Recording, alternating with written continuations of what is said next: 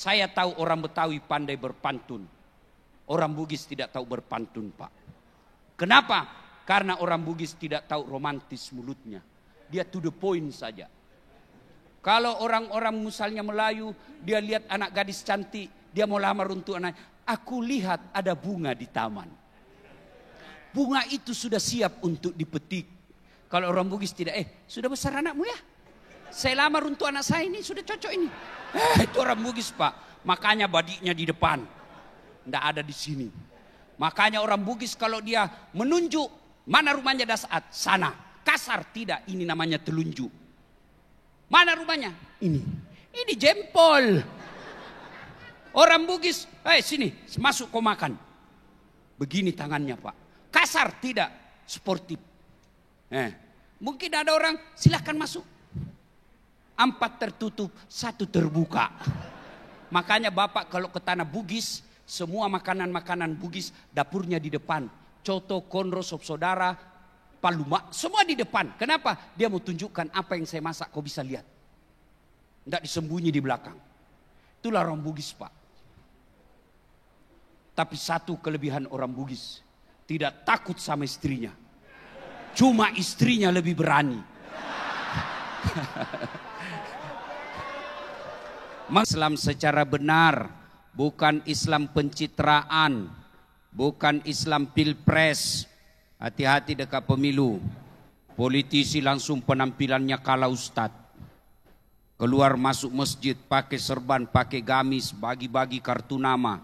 Begitu terpilih dia ganti nomor HP-nya. Ada kau tahu begitu? Ya kau salah, kenapa kau pilih? Ya, Islamlah secara benar. Dan janganlah engkau ikuti langkah-langkah setan. Karena sesungguhnya setan itu musuh yang nyata bagi kalian. Musuh kalian bukan polisi. Musuh kalian bukan tentara. Musuh kalian bukan ulama. Musuh kalian adalah setan. Di mana setan itu musuh yang nyata bagi kalian. Bapak-bapak jangan musuhi polisi. Bapak pikir enak di Indonesia kalau tidak ada polisi. Motormu hilang siapa kau cari? Pak Imam, imam aja hilang motornya. Ya, siapa kau cari? Polisi. Maka cintai polisi. Polisi juga jangan tangkapi ulama. Karena kalau kau mati siapa bungkus kau? Maka yang baik, ulama polisi bersinergi menjaga Republik Indonesia. Dan ternyata di masjid yang mewah ini ada setan berkeliaran di tengah-tengah kita. Setannya bukan pocong. Apa setan yang ada di tengah-tengah kita? Bentuknya handphone. Orang sudah ceramah masih sibuk. Simpanlah dulu HP-mu. Woi. Bos, saya itu kemarin pagi masih di Banjarmasin. Tinggalkan Banjarmasin, terbang ke Makassar, jam 11 tiba. Langsung pergi Kabupaten Sulawesi Barat namanya Majene. 8 jam naik mobil. Nggak ke rumah saya itu langsung. Dari bandara langsung ke Majene. Dari Majene malam tadi, acara maulid, itu pulang jam 11 malam. Sampai di Makassar jam 5 pagi. Nggak pergi lagi saya tengok anak istriku. Langsung ke bandara. Setengah 5 tadi, setengah 6 tadi boarding. Sampai ke sini. Untuk apa? Menghormati undangan Bukaka. Maka saya sudah menghormati perusahaan kalian. Tolong hargai juga perasaanku. Mana caranya? Simpan itu HP-mu. Selama kau pegang HP pasti tidak dengar ceramah. Saya mau rekam Ustadz. Kalau Bapak Ibu rekam gambarnya tidak jelas, suaranya tidak jernih. Pasti kabur. Sudah jelek muka kau kasih kabur lagi. Gimana caranya? Tuh ada kamera saya bawa. Ada kamera. Gambarnya bagus, suaranya jernih. Tapi kau bawa pulang kameramu Ustadz. Tenang, buka di YouTube. Hari ulang tahun PT Bukaka. Nah itu muncul, ketik. Sudah tidak mau muncul Ustadz. Hakul yakin tidak ada kuotamu. Sudah nonton, jangan lupa like and share. Kalau ada iklan, jangan di skip. Karena kalau kau skip, saya tidak dapat apa-apa. Yang bagus, kalian semua dapat ilmunya, saya dapat tulusnya. Jangan ketawa, saya serius. Ya. Simpan HP, bisa? Bisa? Wa qala idzan, bismillahirrahmanirrahim. Ya ayyuhalladzina amanu taqullaha haqqa tuqatih wa la tamutunna illa wa antum muslimun. Wahai orang-orang yang beriman, bertakwalah kalian kepada Allah dengan sebenar-benarnya takwa, dan janganlah kalian mati kecuali dalam keadaan beragama Islam. Ayat ini Jumat dibacakan khatib, seolah-olah Allah ingin berkata kepada kita, wahai hambaku, kamu mengaku Islam, kamu identitasmu Islam tertulis, tapi belum tentu kau mati dalam keadaan beragama Islam. Dan rasa-rasanya ayat ini susah diterima akal. Jangan kamu mati, berarti mati kau yang ngatur. Woi, jangan mati ya, berarti mati mau-maumu. Padahal mati, mau atau tidak, tiba saatnya pasti mati. Orang kaya, orang miskin, raja-raja, rakyat biasa, ponder,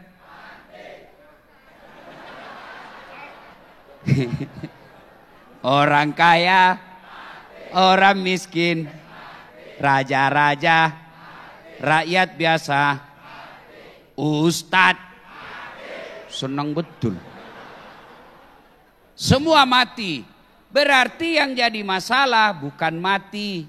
Yang jadi masalah bagaimana kondisimu menghadapi kematian. Karena itu menentukan keislamanmu. Insya Allah kita tidak akan mati dalam keadaan judi. Insya Allah kita tidak akan mati dalam keadaan berzina. Insya Allah kita tidak akan mati dalam keadaan sakau. Yang bisa membuat kita mati kafir, hubbi aklil haram, suka mengkonsumsi barang-barang haram. Satu di antaranya menerima uang serangan fajar ketika pemilu yang akan datang. Betul-betul baru kau pelakunya. Hei, saudaraku, jangan peras calegmu, jangan peras calon pemimpinmu. Calon pemimpin dan caleg jangan juga kau sogok rakyatmu. Ya, hei, kau tidak akan kaya dengan menerima 300 sampai 500 ribu. Dan kau tidak akan miskin dengan menolak serangan fajar itu. Tapi yang pasti, apa yang kamu coblos menentukan masa depan perusahaanmu. Kalau perusahaanmu tidak disenang sama pimpinan, hancur kau dicarikan masalah. Maka jangan salah pilih. Jangan kau pilih karena satu kampung. Sama-sama orang Jawa, jangan.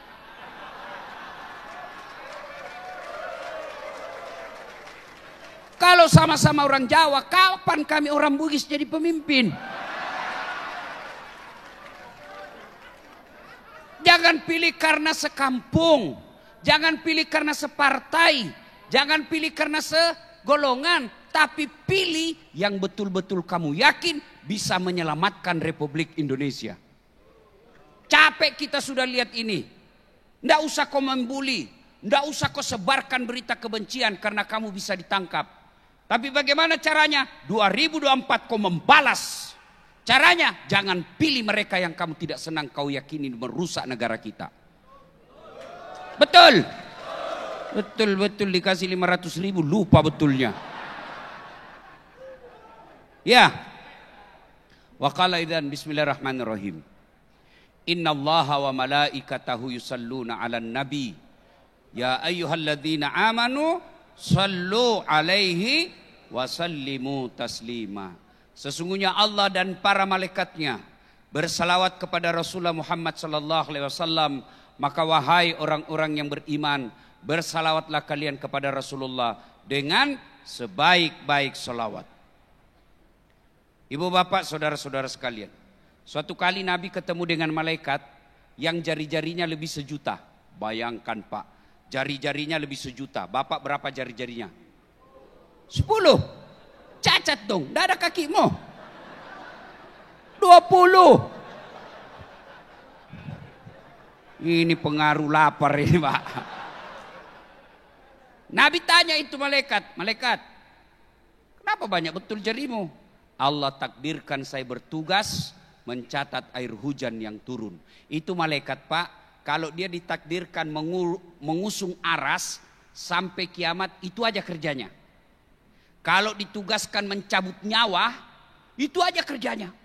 Dicari mana-mana ini lagi yang panen, yang sudah muka-muka sakaratil maut. Ya kan? Kalau ditugaskan ngurus hujan, hujan aja dia urus. Ini semua mau diurus. Ngerti? Sudah selesai, mau lagi diurus yang lain. Aduh. Fokus. Akhirnya Nabi tanya, betul malaikat kau mampu mencatat air hujan? Iya. Kucatat yang jatuh di gunung, kucatat yang jatuh di darat, kucatat yang jatuh di laut. Semua aku catat, tak setetes pun aku tidak catat. Lalu malaikat ini berkata, ya Muhammad, ada satu yang tidak mampu aku catat. Apa? Ketika umatmu berkumpul di masjid, ketika umatmu berkumpul di satu tempat, lalu mereka bersalawat bareng-bareng kepadamu, aku tidak bisa mencatat betapa banyak pahala yang Allah turunkan di tempat itu. Pak, orang masuk surga bukan tidak ada dosa. Kalau orang masuk surga tidak ada dosa, tidak ada isinya surga Pak, kecuali Muhammad SAW. Mana ada orang tidak ada berdosa di masjid ini? Mana? Muka-muka penuh dosa semua saya lihat ini. Jangankan kalian pegawai bukaka, kurang apa solehnya para nabi? Apa kalian pikir nabi tidak ada dosanya? Nabi Adam makan buah khuldi. Nabi Yunus sangka buruk dalam dakwah kepada Allah.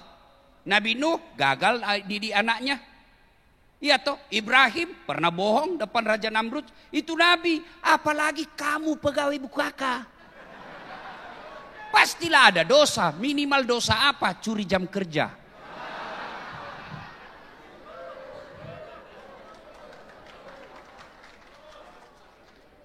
Maka yang membuat orang masuk surga, ditimbang kebaikannya, timbang keburukannya, kanan baik, kiri buruk, timbang punya timbang, ternyata kebaikannya jauh lebih berat daripada dosanya. Maka diponislah dia, diberikan keputusan MK, Mahkamah Kekuasaan Allah. Jangan sangka buruk. Kau ngerti lah maksudnya, karena bahaya kalau salah pecah orangnya. Masuklah dia ke dalam surga, ditimbang kebaikannya. Maka saudaraku, kalau kau yakin banyak dosamu, imbangi dengan memperbanyak kebaikan. Supaya apa? Ditimbang nanti kelakuanmu, ternyata lebih berat kebaikanmu daripada dosamu, meskipun selisih 0,1%. Dan diputus negara bukan. Siapa yang putus? Bukan Mahkamah Konstitusi. Siapa yang putus? Allah Subhanahu wa Ta'ala, dan yakin tidak akan memikirkan keluarga.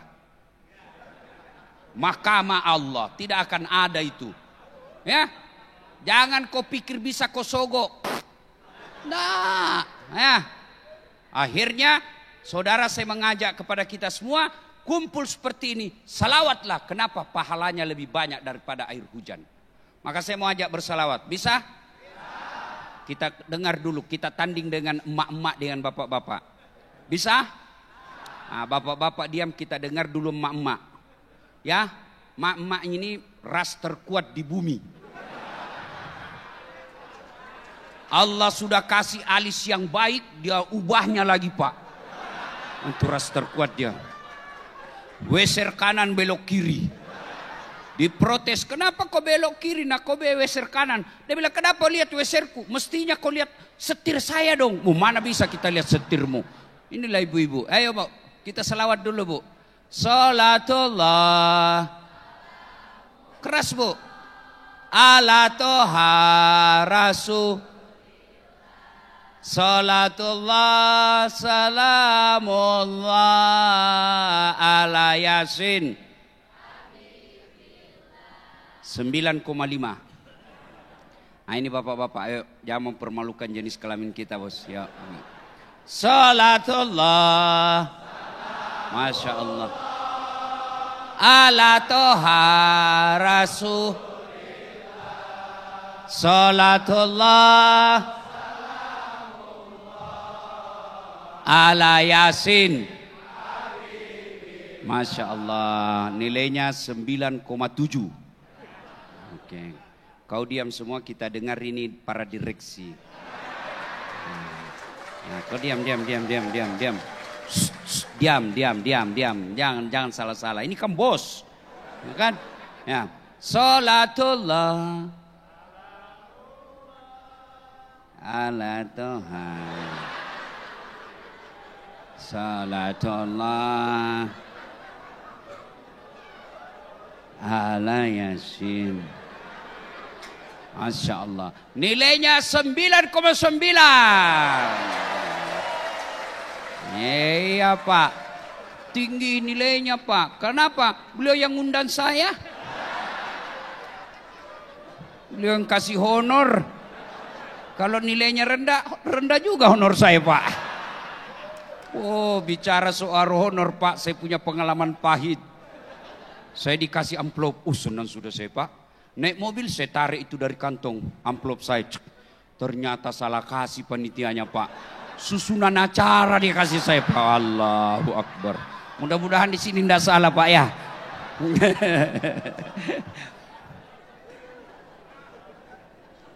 Ibu bapak, saudara-saudara sekalian, teristimewa yang kita hormati Bapak Haji Suhaili Kalla beserta keluarga besar Kalla Group dan PT Bukaka, para bos-bos. Saya tidak tahu siapa namanya Bapak, saya takut salah. Ini anak muda lebih gagah dari saya, tapi saya penuh pesona. Mana buktinya? Semua kamu foto sama saya toh. Yang insya Allah dimuliakan dan dirahmati oleh Allah Subhanahu Wa Taala. Saya tadi larang MC untuk membaca kurikulum Pitai karena dia bisa mengambil waktu 15 menit. Ya sudahlah, ini bukan kita mau pilpres. Saya bukan calon, jadi tidak usah dibaca. Itu dibaca kalau saya seminar. Nah, itu kalau berkaitan dengan dunia akademik, baru dibaca. Kalau ceramah Bapak tidak perlu. Kenapa? Selalu kau nonton videoku di YouTube. Kau sudah tahu saya, ya kan? Nah, sekampunya Pak Suhaili. Tidak berarti nepotisme. Kenapa saya diundang ceramah? Karena saya paling banyak followerku. Ya, nah, sudah kita masuk yang serius. Bapak-bapak, mau ndak saya kasih kamera itu? Mahal itu kamera saya Pak. Mau? Serius? Tapi begitu saya kasih langsung kau buta. Mana yang mau tadi? Mana? Angkat tangan. Berarti bos, yang mahal bukan kamera. Apa yang mahal? Mata. Allah kasih gratis, tidak perlu kau bayar. Itu biar kau punya duit beli kamera, kau tidak perlu ilmunya, kau tidak tahu ilmunya, pasti kau tidak bisa pakai. Fotostat setengah badan. Begitu jadi pusat ke bawah. Itu kan setengah badan juga. Harus ditahu berapa megapiksel kamera kita, berapa kekuatan cahaya, kecepatan angin, jarak antara kamera dengan orangnya, itu harus ditahu semua. Di zoom in, zoom out, autofocus atau bukan, putar-putar baru bisa bagus hasilnya. Tapi ini mata Allah kasih kamu, tinggal pakai. Autofokus, tidak perlu kau putar-putar. Siapa ya? Kabur. Enggak. Hebatnya lagi di mata kita, dia bisa bedakan mana istri, mana tetangga. Bayangkan kalau tidak bisa dibedakan mana istri, mana pegawai. Tukar-tukar istri Pak di kampung. Wih, kenapa lain-lain rasanya ini malam Sabtu? Oh, ternyata Satpol PP. Maka kita ucapkan alhamdulillah. Alhamdulillah. Bu, pernah lihat ada perempuan dia kawat giginya? Mungkin ada di sini. Nggak usah kau lihat-lihat di. Ternyata itu mahal. Bisa harganya lebih mahal daripada harga umroh. Dia simpan aja di giginya. Dulu di kampung saya pagar yang dikawat. Sekarang gigi yang dikawat, Pak. Dan usianya itu ibu dia kawat giginya sudah 55 tahun. Terlambat nih bos. Apa dia? Apa itu behel yang mahal? Apa itu kawat yang mahal? Bukan, tapi apa yang mahal? Gigi. Biar mau kawat harga ratus juta, tidak ada gigimu. Apa kau mau kawat? Dan hebatnya lagi nih gigi, dia bisa batasi, Allah batasi tumbuh dan panjangnya. Parpi, pernah kau bayangkan bagaimana seandainya gigimu tumbuh seperti rambut? Gondrong sudah gigimu. Ya, bapak-bapak, saya yakin bapak dipilih oleh istri karena gigimu rapi. Coba kalau gigimu gini, nggak diterima kok di perusahaan ini. Maka kita ucapkan alhamdulillah. Pak, mau saya kasih handphone? Mulai kau mikir sekarang toh? Gratis. Handphone paling mahal. Kutanya unlimited. Tapi begitu saya kasih langsung tuli. Mau diapa handphone kalau sudah tuli? Halo. Halo. Rusak lagi nih HP ya. HP baru kok rusak. Bukan HP rusak, telingamu masalah. Maka yang mahal bukan handphone, bukan jaringan, tapi telinga. Allah kasih kau telinga gratis. Dan hebatnya ini telinga, daunnya bagus. Tempatnya bagus, proporsional. Pernahkah Bapak Ibu bayangkan bagaimana seandainya daun telingamu satu di bawah pantat? Halo, ya. Kamu di mana? Di rumah. Ya. Makanya kita ucapkan alhamdulillah. Pak Suhaili kasih kau mobil Toyota. Gratis. Full tangki. Mau? Mulai kau berpikir toh? Mau? Enggak. Mau. Tapi begitu kau dikasih langsung lumpuh, tidak bisa bergerak. Berarti yang mahal bukan mobil.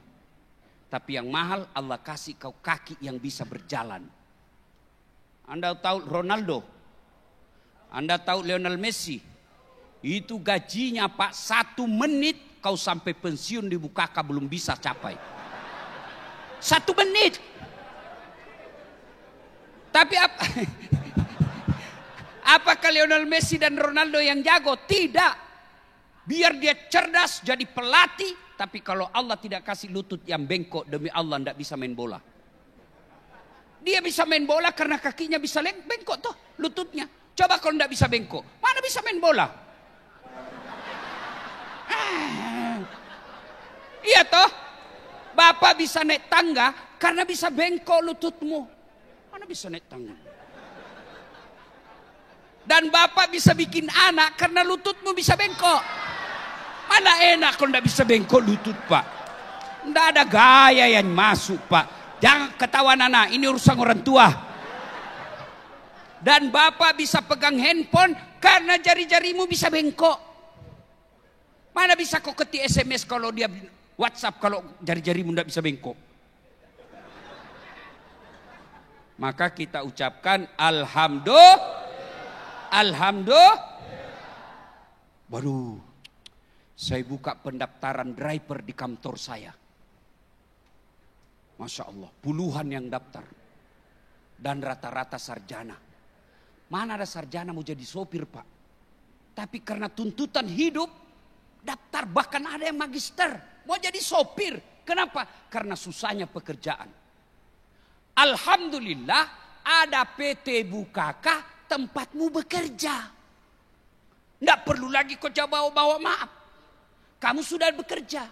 Tapi posisi saya beda. Justru itu beda sehingga perusahaan ini jalan.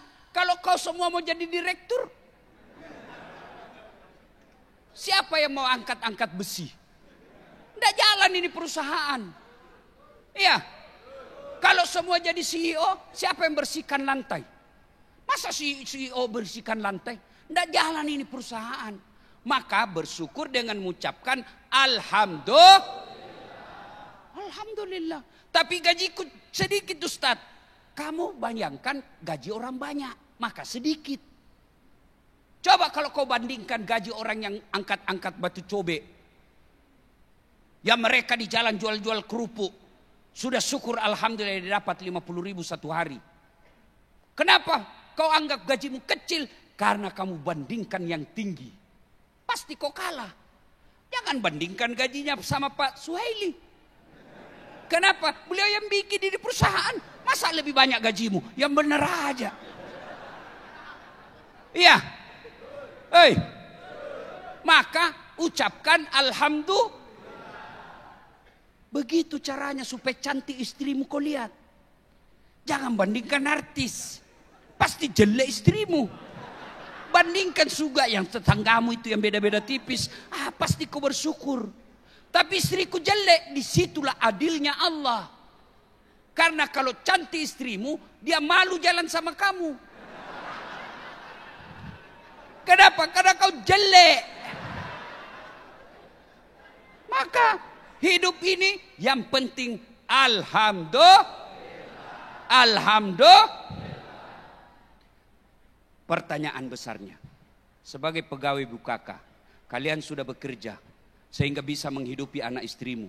Meskipun seleramu belum sesuai dengan apa yang perusahaan kasih.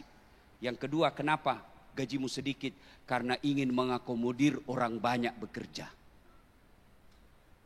Bapak misalnya bersahabat, mohon maaf Pak ya, mohon maaf. Ini bapak berdua sahabatan. Mohon maaf, berdua sahabat. 24 jam hampir selalu sama. Ya, cuma karena rahim berbeda sehingga tidak saudara. Lalu bapak ini minta, Ustadz naikkan gajiku. Saya bilang saya naikkan gajimu 200.000 tapi saya ambil dari saudaramu ini. Mau enggak? Mau enggak? Pasti beliau katakan enggak, lebih baik saya sekarang begini. Begitu kenapa gajimu sedikit? Kenapa? Karena kalian banyak yang mau diurus. Coba kalau cuma 10, sedikit diurus. Maka kenapa sedikit gaji? Karena mau mengakomodir orang banyak. Kenapa sedikit? Karena kita lagi masalah. Negara bukan cuma BUKK yang punya masalah. Semua kita punya masalah. Maka masalah bukan ditangisi, tapi dengan cara syukuri masalah itu. Setelah itu kamu bangkit. Ya, bagaimana cara bersyukurnya? Satu, pelihara ini perusahaan. Cara memeliharanya paling ringkas, paling gampang, uhuwah, persaudaraan. Yang merusak persaudaraan kalau ada di kantor ini merasa lebih hebat dari yang lain.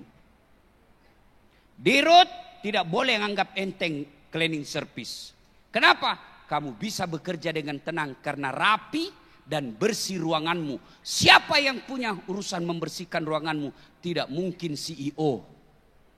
Tidak mungkin. Siapa? Bagiannya cleaning service. Sehingga kamu bekerja tenang. Tidak ada bau-bau di dalam kamarmu. Itu. Kalian pegawai jangan anggap remeh security. Kenapa? Kalian bisa tenang bekerja karena ada yang jaga motormu. Siapa yang jaga motormu? Tidak mungkin Parpi. Yang bener aja aku suruh jaga motor. Siapa yang jaga motormu? Itulah security. Kalian juga pegawai, jangan suka meremehkan pimpinanmu. Kenapa? Karena dia bos. Kenapa dia bos? Karena beliau yang atur ini manajemen. Resikonya jauh lebih besar resiko manajemen daripada kalian pegawai. Maka bersyukur. Caranya apa? Jangan ada sombong di antara kalian. Nih, bos-bos ini jangan anggap remeh ini. Nah, kau juga jangan maki-maki nih. Karena kalau kau maki-maki, PHK bos. Enak itu kalau kita saling menghormati. Enak itu saling memuliakan. Kurang apa mulianya Rasulullah? Kurang apa jahatnya itu kafir Quraisy, Abu Lahab, Abu Jahal? Apakah Nabi kau pernah dengar sejarahnya menghina Abu Jahal? Tidak pernah. Maka saudara, paling enak di perusahaan ini, jangan ada sombong, meremehkan orang, melecehkan orang. Tidak. Orang makin kaya, makin cakep, makin tinggi jabatannya, makin populer, tapi dia hormati orang-orang yang ada di bawahnya. Orang makin cinta sama dia. Orang makin cinta sama dia, makin panjang umurnya. Kenapa panjang umurnya? Karena banyak doakan. Tapi manajer suka marah-marah. Ya sabar kok bos. Masa kau yang memarahi manajer? Kan tidak mungkin. Ustadz pun tidak boleh sombong. Saya bisa begini bukan karena hebat, tapi karena apa? Karena ada yang nonton. Mana bisa saya ceramah di sini? Anggaplah saya ceramah berapi-api 2,5 jam saya ceramah, Pak. Tidak ada penonton. Lewat Pak Arpi. Sudah lama itu sakit itu Pak Ustadz. Ya, yang bisa memecah perusahaan ini kalau ada kesombongan di dalamnya. Jangan ada sombong. Orang hina kamu, sabar biar Allah yang balas. Belajar deh sejarahnya Nabi. Nabi dipasangi perangkap di depannya. Lewat Nabi, Nabi tidak jatuh. Abu Lahab bingung, kenapa bisa? Dia yang lewat di atas itu jatuh. Begitu jatuh, Nabi tolongnya lagi. Itulah yang disebut akhlak. Puncak dari semua ilmu adalah akhlak. Maka akhlak yang mulia itu rendah hati, bukan rendah diri. Rendah diri tidak bagus, tidak percaya diri. Tapi apa? Rendah hati. Sudah cakep, terkenal, kaya, pintar, akhlak mulia. Oh, rendah hati lagi. Ini sudah jelek, pengangguran, bau keteknya, kuat makan, tidak terkenal, sombong lagi. Apa yang kamu sombongkan? Hah? Maka jaga perusahaan ini dengan cara apa? Jangan ada sombong. Kala Group termasuk Bukaka. Salah satu bisnis pertama awal-awalnya mobil. Bapak baru tahu mobil Toyota merek jenis Kijang itu Pak Yusuf Kalla kasih nama. Kijang. Tiada duanya. Ya toh? Tapi itu Kijang bisa berjalan dengan baik kalau mereka kompak. Perusahaan Bukaka bisa berjalan dengan baik kalau semua elemen dalam perusahaan ini kompak. Kapan ada merasa lebih jago dari yang lain, maka pasti itu mobil mogok. Bensin berkata, saya lebih hebat dari semua yang ada di mobil ini. Tidak jalan ini mobil kalau bukan saya bensin. Tersinggung rem. Dia bilang, kau kira kau cuma kau yang jago bensin. Kamu mau naik ini mobil, jalan laju tidak ada remnya. Tersinggung juga ban. Saya kau bisa jalan mobil dengan tenang karena ada ban. Coba kau tidak ada ban. Mana bisa jalan? Jalan tapi didorong. Kamu yang dibawa, mobilmu yang jalan. Maka perusahaan Bukaka bisa berjalan dengan baik kalau kita harmoni. Kompak bersatu. 2. Penyebab hancurnya perusahaan. Terlalu banyak tukang gibah. Gosip. Penyakitnya ini.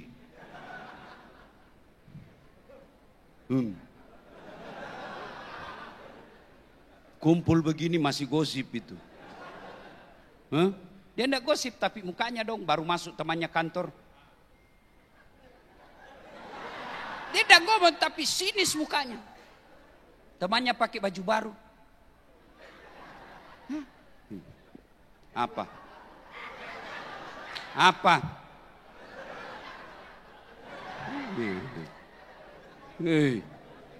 Hei. Tukang gosip merusak perusahaan.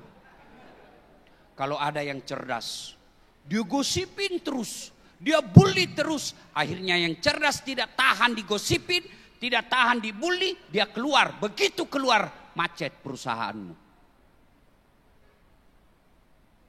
berhenti gosip. Ya, nih, saya aja dia gosip. Begitu dilihat saya tadi turun dari mobil, itu juga mobil bajunya yang di YouTube. Astagfirullah. Itu yang viral itu juga bajunya dipakai. Memang motifnya sama, tapi 3 bajuku begini.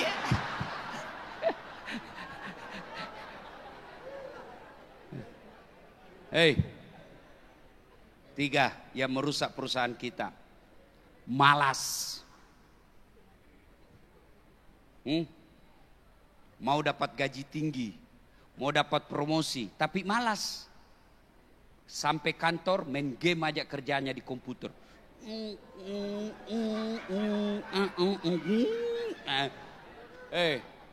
Percaya saudaraku, di perusahaan ini Anda kerja. Di perusahaan ini Anda cari nafkah sehingga bisa menghidupi anak istri. Tapi kalau kau malas bekerja, bukan cuman kamu yang rugi, perusahaan bisa tutup. Maka jadikan perusahaan ini ladang amal untuk mendekatkan kepada Allah dalam mencari nafkah. Lihat itu saudara-saudara kita. Berapa banyak ingin cari nafkah, ternyata tidak dapat kerja. Kalian sudah kerja, syukuri. Karena kalau kau tidak bersyukur, maka Allah cabut nikmatnya. Ya. 4. Percayalah tidak ada perusahaan tidak ada masalahnya. Jangankan perusahaan, kurang apa solehnya Nabi? Kurang apa doanya Nabi? Kurang apa ibadahnya Nabi Muhammad sallallahu alaihi wasallam? Tidak pernah bicara kasar, tidak pernah ganggu orang, tahajudnya tiap malam, duhanya tiap pagi, sekali duduk 100 kali istighfar. Itu Nabi. Apa kamu pikir tidak ada masalahnya dalam hidupnya? Baru lahir, masih dalam kandungan, sudah wafat ibunya. Belum lahir, sudah yatim, wafat bapaknya, sudah yatim. Lahir lagi, baru 4 hari bersama ibunya, dibawa lagi ke desa, berpisah ibunya untuk disusui. Halimatus Sa'diyah. Berapa lama? 4 tahun. Kembali ke Mekah di suara ibunya, usia 6 tahun pergi ziarah kubur, meninggal lagi ibunya di desa namanya Afwa. 6 tahun sudah yatim piatu. Mana ada tidak ada masalah. Itu Nabi. Setelah diangkat menjadi Nabi, diangkat berkeluarga, menikah dengan Siti Khadijah, apa tidak ada masalahnya? Berapa anaknya Nabi?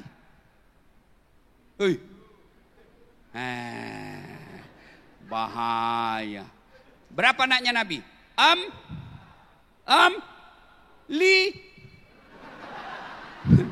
Beleng-beleng. Siapa anak pertamanya Nabi? Siapa? Tidak ada yang tahu. Siapa anaknya Jokowi?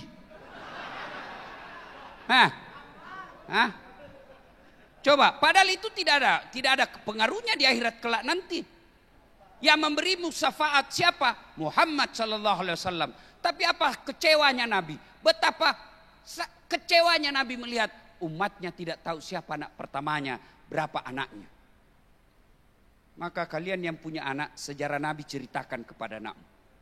Supaya dia besar, dia tahu sejarah Nabi. Kalian tidak tahu sejarah Nabi karena ibu bapakmu tidak pernah cerita soal Nabi.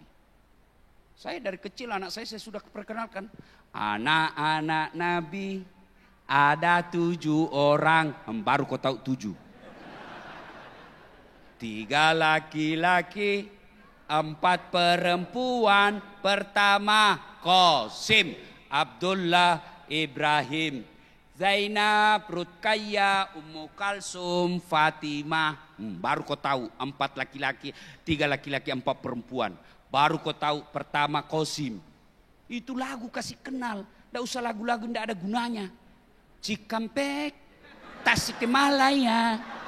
Aku capek-capek gara-gara dia. Beleng-beleng. Apa gunanya itu Cikampek? Dah ketawa, saya serius ini.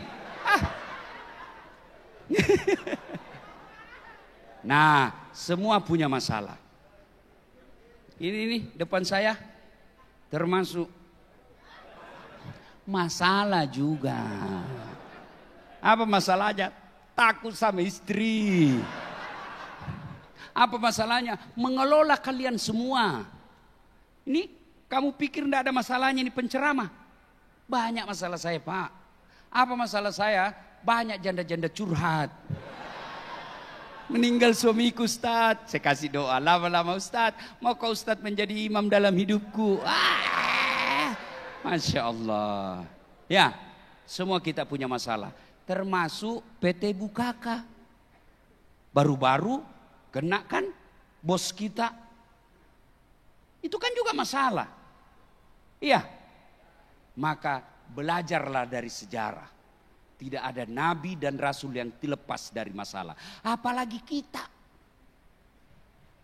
Caranya, jangan pernah putus asa. Jangan pernah sangka buruk. Sudah belajar kok tidak diangkat dirut. Sudah belajar kok tidak diangkat kepala bagian. Allah tahu kalau kau di situ masalahmu makin besar. Saya daftar fakultas kedokteran tamat SMA. Demi Allah 3 kali saya daftar, Pak. Saya sholat tengah malam 40 malam berturut-turut. Saya tahajud, saya berdoa, saya nasar puasa. Begitu pengumuman tidak ada nama saya, Pak. Teman saya lulus jadi dokter padahal tidak lebih cerdas dari saya. Dia sekarang tugas di Kepulauan Aru. Saya lulus jadi ustadz, dia jadi dokter. Mau lebaran saya telepon, pulang ke lebaran? Enggak, mahal tiket. Oh, dalam hati saya untung saya tidak jadi dokter. Tidak pernah saya pusing soal tiket, Pak. Siapa yang belikan saya tiket ke sini, Pak? Bukaka. Bisnis kelas lagi, Pak. Meskipun orang tahu kau gaya di bisnis, tapi kau dibelikan Ustadz. Alhamdulillah. Hebatnya lagi pergi tidak bawa uang, pulang. Itu, Pak. Jadi jangan kau sangka buruk. Kau tadi di sini posisimu bagus, tiba-tiba dipindahkan. Kenapa? Masalah. Kenapa kau dipindahkan? Kalau kau tidak dipindahkan, makin besar masalah di kantor ini. Bukan cuma kamu rugi, tapi 3.000 orang bisa jadi masalah semua. Maka jangan pernah sangka buruk. Ibu-ibu jangan sangka buruk sama suamimu. Hei! WhatsApp tidak jawab. Pasti ada lagi ceweknya ini. Tidak, dia lagi pup. Telepon lagi tidak dijawab. Oh, berarti dia lagi sholat duha. Telepon sore tidak dijawab. Berarti dia lupa HP-nya. Sangka baik, tenang perasaan. Tiba-tiba masuk WhatsApp temanmu. Saya lihat suamimu bonceng cewek. Cantik betul. Alhamdulillah. Berarti suamiku lagi nge-grab. Itu namanya sangka baik. Sangka baik, begitu ada masalah, sangka baik, insya Allah pasti ada yang terbaik di situ. Waman yusri yusra, bersama dengan kesusahan, bukan dibalik. Kalau dibalik itu susah dulu baru dikasih. Ini tidak, bersamaan. Arti dari waman yusri yusra, bersamaan dengan kesusahan ada kemudahan. Susahnya satu, kemudahannya tak terhingga. Pasti. Yusuf alaihissalam di penjara. Apa doa Yusuf?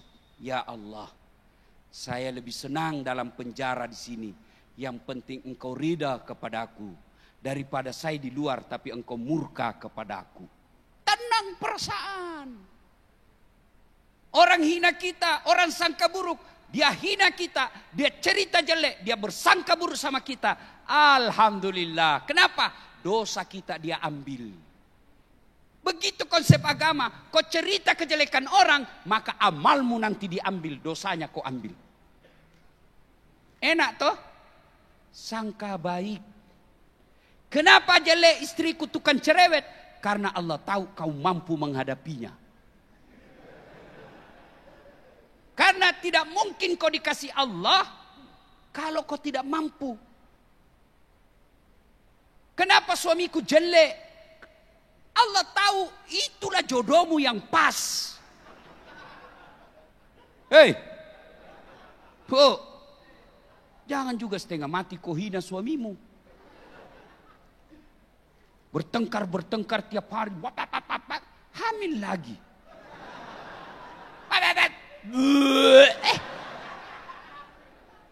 Hei, Pak, jangan juga kau hina istrimu. Karena tidak gampang itu jadi istri. Berapa gajimu? 5 juta. Kamu yakin bisa hidup 5 juta di Jakarta ini? 5 juta mana bisa hidup? Itulah hebatnya istri. Dia bisa jaga duitmu 5 juta. Coba kalau kau yang pegang. Tanggal 9 sudah habis. Itulah hebatnya perempuan. Meskipun dia suka ngomel. Ngomelnya menunjukkan dia perempuan. Kalau dia tidak pernah ngomel, kelainan. Memang sudah begitulah perempuan. Dan hebatnya itu perempuan runut kalau dia marah. Persoalan pertama ditanya, selesai nomor 2 lagi. Selesai nomor 3. Tuntas semua dia ulang lagi 3 tahun yang lalu. Itulah perempuan Pak. Ahli sejarah.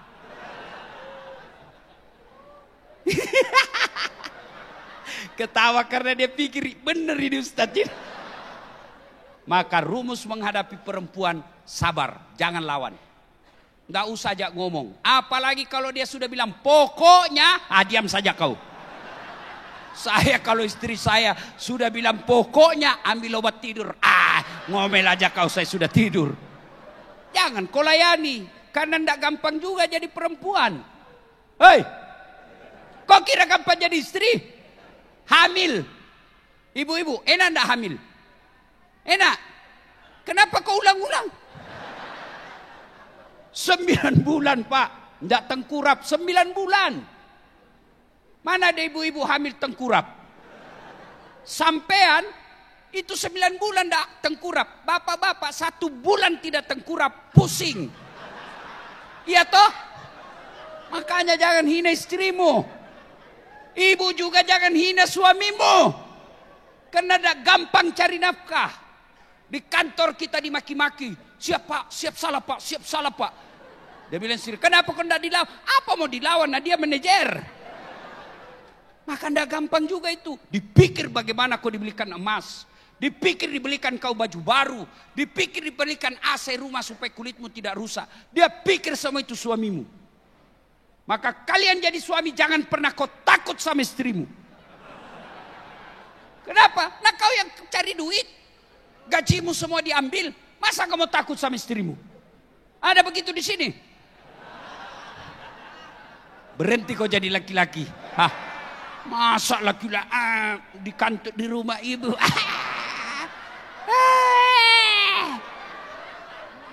Marah dia Ustadz. Kenapa kalau dia marah? Dia pecahkan piring. Bantu pecahkan semua. Kenapa? Piring boleh dibeli. Harga diri sebagai suami tidak boleh dinyanyi istri. Takbir. Itulah yang takbir yang takut sama istrinya. Pak, kenapa saya perlu sampaikan ini?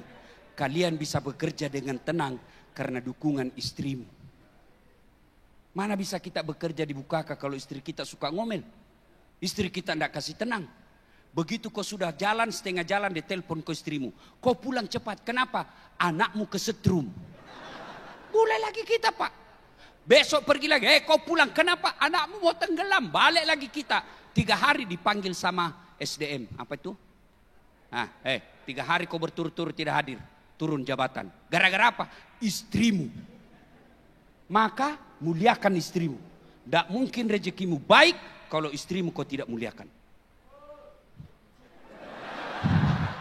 Tenang Bas, tenang. Tenang, saya bela kau ibu. Ya, ibu bapak saudara-saudara sekalian.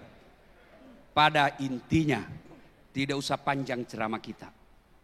Tidak ada masalah yang tidak ada nilai dan manfaat dalam perusahaan. Tidak mungkin. Allah hadirkan masalah dalam perusahaan bukan untuk menghukum kita, tapi memberikan kebangkitan. Dengan cara apa? Kalian harus bangkit, jangan putus asa. Orang putus asa kata Nabi, bukan orang beriman. Kamu dihina, dilecehkan, tunjukkan kau boleh hina saya, tapi kau tidak bisa injak-injak saya. Maka itulah yang terjadi pada Rasulullah. Dihabisi, di Taif dilempari, dihina, di kampungnya diusir. Tapi beliau tidak membalas, dia tunjukkan saya orang baik. Akhirnya sampai detik ini, Allah muliakan Rasulullah. Namanya saja diinjak-injak, semua umatnya akan mengamuk. Betapa mulianya Fir'aun di zamannya. Segala kuasa dia punya, kekayaan dia punya, pangkat jabatan tidak orang takut lihat matanya itu Fir'aun. Tapi karena dia batil, Allah hinakan sehina-hinanya. Dicatat dalam Quran, haram masuk surga. Dan sehina-hinanya Fir'aun, tidak ada orang senang Fir'aun sampai detik ini. Mana buktinya? Tidak ada satupun di sini yang mau kasih nama anaknya Fir'aun. Coba begitu hinanya Fir'aun. Kau boleh berkuasa, tapi pasti kekuasaanmu ada habisnya. Boleh kau sewenang-wenang, tapi kewenang-wenanganmu pasti ada akhirnya. Yang pasti orang yang baik tidak mungkin Allah sengsarakan hidupnya. Pun kalau ada masalah dalam hidupnya, pasti Allah ingin maqamam mahmuda, saya angkat derajatmu. Demikian, mudah-mudahan ada manfaat. Saya tahu orang Betawi pandai berpantun. Orang Bugis tidak tahu berpantun, Pak. Kenapa? Karena orang Bugis tidak tahu romantis mulutnya. Dia to the point saja. Kalau orang-orang misalnya Melayu, dia lihat anak gadis cantik, dia mau lamar untuk anak. Aku lihat ada bunga di taman. Bunga itu sudah siap untuk dipetik. Kalau orang Bugis tidak, sudah besar anakmu ya? Saya lamar untuk anak saya ini, sudah cocok ini. Itu orang Bugis, Pak. Makanya badiknya di depan. Tidak ada di sini. Makanya orang Bugis kalau dia menunjuk, mana rumahnya Dasaat? Sana. Kasar tidak, ini namanya telunjuk. Mana rumahnya? Ini jempol. Orang Bugis, sini, masuk kau makan. Begini tangannya, Pak. Kasar tidak, sportif. Mungkin ada orang, silahkan masuk. 4 tertutup, 1 terbuka. Makanya Bapak kalau ke tanah Bugis, semua makanan-makanan Bugis dapurnya di depan. Coto, konro, sop saudara, paluma, semua di depan. Kenapa? Dia mau tunjukkan apa yang saya masak, kau bisa lihat. Tidak disembunyi di belakang. Itulah orang Bugis, Pak. Tapi satu kelebihan orang Bugis, tidak takut sama istrinya. Cuma istrinya lebih berani. Menghargai bapak-bapak yang suka pantun, saya akan berpantun. Buah pisang, buah jeruk, buah anggur, buah kelapa, itulah buah-buahan. Terima kasih. Usikum wa nafsi bitaqwallah. Assalamualaikum warahmatullahi wabarakatuh.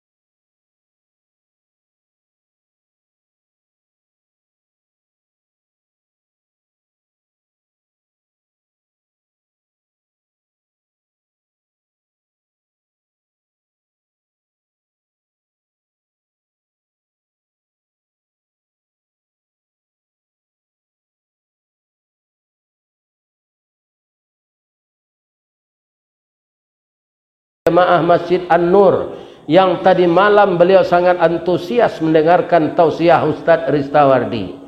Tapi malang tak bisa ditulak, mujuan tak dapat diraih. Lah singkik pandang ke dunia, panjang pandang ke akhirat. Cupak panuh gantang balanjuang angok berbalik kenan punyo.